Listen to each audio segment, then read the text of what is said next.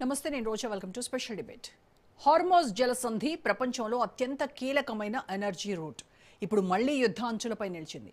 Cease fire ప్రకటించిన మళ్లీ gun sounds వినిపిస్తున్నాయి.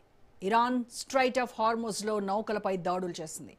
యూఏఈలోని పుజైరా ఆయిల్ పోర్టును లక్ష్యంగా చేసుకుని భారీ అగ్ని ప్రమాదం సృష్టించింది.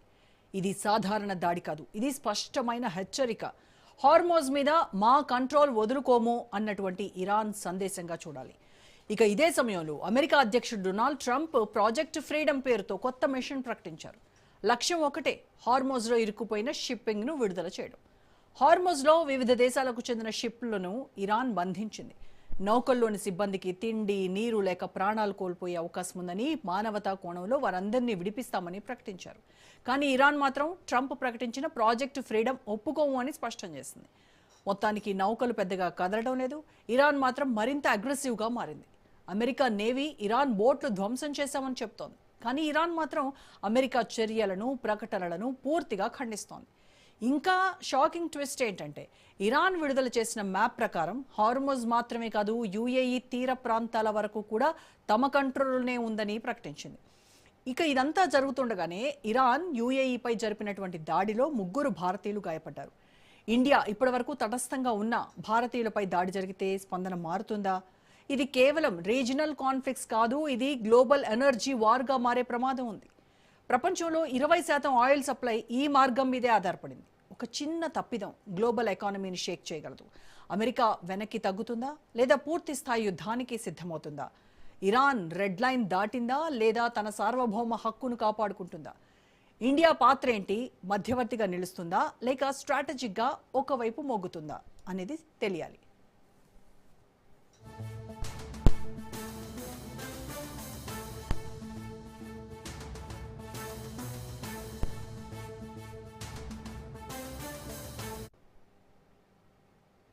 రైట్, ఇక ఇదే అంశానికి సంబంధించి పూర్తి విశ్లేషణ అందించడానికి మనతో జాయిన్ అవుతున్నారు సీనియర్ విశ్లేషకులు డాక్టర్ అంది సత్యం గారు. సత్యం గారు, నమస్కారం సార్. నమస్తే రోజా గారు.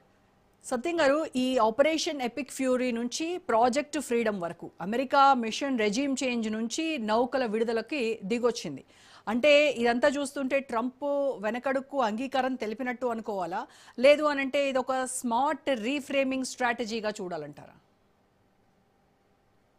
ఖచ్చితంగా అమెరికా మీద ప్రెజర్ ఉంది ఈ యుద్ధం తర్వాత. ప్రపంచం ప్రజల యొక్క సానుభూతి ఇరాన్ వైపు ఉన్నది. ఇరాన్ మీద దాడి చేయడాన్ని వ్యతిరేకిస్తూ ప్రజాభిప్రాయం ఉంది. తర్వాత ఈ యుద్ధానికి ముందు హార్ముజ్ జలసంధి మీద పూర్తి ఆధిపత్యం ఇరాన్దే. హార్ముజ్ జలసంధికి ఇరాన్ దక్షిణ తీరంలో హార్ముజ్ జలసంధి ఉంటుంది. యుఏఏ కానీ, బహ్రెయిన్ కానీ, ఖతార్ కానీ, అబుదాబి కానీ, దుబాయ్ కానీ, వీటన్నిటికీ ఉత్తరాన హార్ముజ్ జలసంధి ఉంది. అంటే హార్ముజ్ జలసంధికి ఒక ఒడ్డున ఇరాన్ ఉంటే ఇంకో ఒడ్డున ఈ దేశాలన్నీ ఉన్నాయి. ఈ దానికి కాబట్టి దీని మీద ఎవరిది ఆధిపత్యం ఉన్నప్పుడు సహజంగానే వీటన్నిటికన్నా బలమైన రాజ్యం ఇరానే. ఆయిల్ రిచ్ కంట్రీస్ ఉండొచ్చు కానీ, డిఫెన్స్ కానీ ఇతరత్ర ఏది చూసినా ఇరాన్ బలమైన రాజ్యం. కాబట్టి ఇరానే వాటి మీద ఆధిపత్యం వహిస్తుంది, హార్ముజ్ జలసంధి మీద ఇప్పటి వరకు కూడా. కాబట్టి ఇప్పుడు అమెరికా ఇరాన్ కాన్ఫ్లిక్ట్ వచ్చిన తర్వాత ఎవరి పరిమితులు ఎంతవరకు, ఎవరి ప్రాధాన్యత ఎంతవరకు, అసలు ఎవరి కంట్రోల్ ఎంతవరకు ఉండాలి హార్ముజ్ జలసంధి మీద అనేటువంటి చర్చ ఖచ్చితంగా వచ్చేటువంటి అవకాశం ఉంది. కాబట్టి ఇటువైపు అంటే ఉత్తరం వైపు ఉన్నటువంటి దేశాల తరఫున అమెరికా వాటి మిత్ర దేశాలుగా భావిస్తుంది. ఇప్పుడు నేను చెప్పినటువంటి అన్ని దేశాల్లో కూడా సైనిక స్థావరాలు ఉన్నాయి. ఆ సైనిక స్థావరాల మీద గతంలో యుద్ధం జరిగినప్పుడు ఇరాన్ దాడి చేసింది. ఈ తర్వాత కొన్ని ఆయిల్ రిఫైనరీస్ కూడా ధ్వంసం అయినాయి. ఇప్పుడు కొత్తగా యుఏఈ మీద దాడి చేయడంతో సహజంగానే ఇరాన్ చర్చల ద్వారా పరిష్కరించుకోవాలి, కానీ ఇలా దాడులు చేయడం కరెక్ట్ కాదనేటువంటి పరిస్థితి వచ్చే అవకాశం ఉంది. అమెరికా ఓపిపెట్టిన ఇజ్రాయెల్ మరి కౌంటర్ దాడి చేసే అవకాశం ఉంది. కాబట్టి మళ్ళీ యుద్ధం ఎరప్ట్ అయ్యేటువంటి అవకాశం ఉంది. కాబట్టి సహజంగానే 22% ట్రేడ్ త్రూ హార్ముజ్ జలసంధి ద్వారా అవుతున్నప్పుడు ప్రపంచం సహజంగానే సంక్షోభం పోతుంది. అందులో ముఖ్యంగా ఏషియా మరింత సమస్యలు ఎదుర్కొనేటువంటి అవకాశం ఉంది. కాబట్టి బహుశా చైనా ఇరాన్ మీద ప్రెజర్ చేస్తుంది, మళ్ళీ యుద్ధం లేకుండా సాఫీగా జరగాలి, ట్రేడ్ అనేటువంటిది, ముఖ్యంగా సీ ట్రేడ్ ప్రశాంతంగా జరగాలని కోరుకునేటువంటి అవకాశం ఉంది. అందులో భారతదేశం కూడా అలాగే కోరుకుంటుంది. ఎందుకంటే ఈ రెండు పెద్ద దేశాల అవసరానికి ఎక్కువ హార్ముజ్ ఉపయోగపడుతుంది. కాబట్టి ఇవాళ మన రేట్లు కూడా హార్ముజ్ ద్వారా వచ్చేటువంటి ద్వారా పెట్రోలే లేదా డీజిలే లేదా క్రూడ్ ఆయిల్ మనం ఇప్పుడున్నటువంటి రేట్లు అనుసరిస్తున్నాం. రేపు అది మూసేయటం సంక్షోభం వస్తే మనం మళ్ళీ సూయజ్ కెనాల్ ద్వారాను లేదా కేప్ టౌన్ ద్వారాను తీసుకొస్తే ఇబ్బడి ముప్పడిగా ఆయిల్ రేట్లు పెంచాల్సి వస్తుంది. మొన్న మధ్యంతర ఎలక్షన్లు ఉన్నాయి కాబట్టి కాస్త ప్రభుత్వం ఓపిక పట్టింది. కానీ అయినా తర్వాత ఇప్పుడు ట్రేడ్ ఉన్నటువంటి ఈ వ్యాపార సిలిండర్ 900 పెంచాల్సి వచ్చింది. అట్లాగే పెట్రోల్ కూడా 5 రూపాయలు పెంచుతున్న ఎక్స్పెక్టేషన్స్ వచ్చినాయి. కాబట్టి ఓపెన్ మార్కెట్ ప్రకారం ఇవాళ ఆయిల్ కంపెనీస్ కూడా ఓపెన్ మార్కెట్ ప్రకారం సవరిస్తామంటే ప్రభుత్వం అడ్డుకునేటువంటి అవకాశం లేదు. కేవలం ఎలక్షన్స్ అప్పుడు మాత్రం కేంద్ర ప్రభుత్వం అడ్డుకొని కొంత పోస్ట్ పోన్ చేస్తుంది. ఆ తర్వాత మాత్రం మళ్ళీ ఆయిల్ కంపెనీలు ఇష్టమే. అందుకని వాళ్ళు ఉన్నటువంటి పరిస్థితుల్లో ఖచ్చితంగా అక్కడ ప్రశాంతత మిస్ అయితే ఫస్ట్ దెబ్బ మనకి ఎక్కువ సంక్షోభం, ఆ తర్వాత చైనాకు కూడా సంక్షోభమే.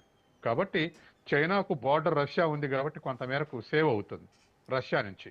మనకు రష్యా నుంచి ఆయిల్ ఇస్తున్నా మనకు దరిదాపు ఇక్కడ నుంచి అయితే 1 బ్యారెల్కు ట్రాన్స్పోర్ట్ కాస్ట్ $1 అయితే మనం రష్యా నుంచి దిగుమతి చేసుకోవాలంటే దరిదాపు $10 అవుద్ది. అమెరికా నుంచి దిగుమతి చేసుకోవాలంటే దరిదాపు $14 అవుద్ది. కాబట్టి ఖచ్చితంగా హార్ముజ్ జలసంధి సంక్షోభం మన సంక్షోభంగా మారే అవకాశం ఉంది దీర్ఘకాలంలో. సార్, అసలు ఈ సీజ్ ఫైర్ తర్వాత కూడా ఇరాన్ ఒక్కొక్క నౌకకి కొన్ని లక్షల డాలర్లు టోల్ వసూలు చేసింది. ఇప్పుడేమో యుఏఈ పోర్ట్స్ పైన దాడులు చేసింది. అంటే ఇరాన్ ఏంటి హార్మోజ్ను తన శాశ్వత ఒక ఆర్థిక ఆయుధంగా ఏమైనా ఉంచుకోవాలని భావిస్తోందా ఎప్పటికీ? ఖచ్చితంగా ఇవాళ ఇరాన్కు అది ఆయుపట్టు హార్ముజ్ జలసంధి. ఇరాన్ ఎక్స్పోర్ట్స్కి కానీ లేదా అరబ్ దేశాలు ఇతర దేశాల యొక్క ఎక్స్పోర్ట్స్కి కానీ. కాబట్టి అది తన ఆధీనంలో ఉండాలనేటువంటిది మొదటి నుంచి ఇరాన్ అంటూ వస్తుంది. అది అట్లా కాదు ఓపెన్ ఉండాలనేది అమెరికా అంటుంది. ఇరాన్ ఆధిపత్యం కాదు ఓపెన్ ఉండాలనేటువంటిది అమెరికా అంటుంది. ఆ కాంట్రవర్సీ ఇంకా పోలేదు. కానీ అమెరికా ఏకపక్షంగా యుద్ధం నిలిపేస్తున్నట్టు ప్రకటించింది. తర్వాత కాంగ్రెస్ కూడా అదే చెప్పింది. కాబట్టి యుద్ధం ముగిసిపోయింది అనుకున్నాం. కానీ ఇప్పుడు ఇటువంటి కొత్త ఇష్యూస్ వల్ల మళ్ళీ ప్రతి దాడులు జరిగితే ఇప్పటికే వరల్డ్ ట్రేడ్ స్లో డౌన్ అయింది. వరల్డ్ ఎకానమీస్ యొక్క గ్రోత్ కూడా స్లో డౌన్ అయింది.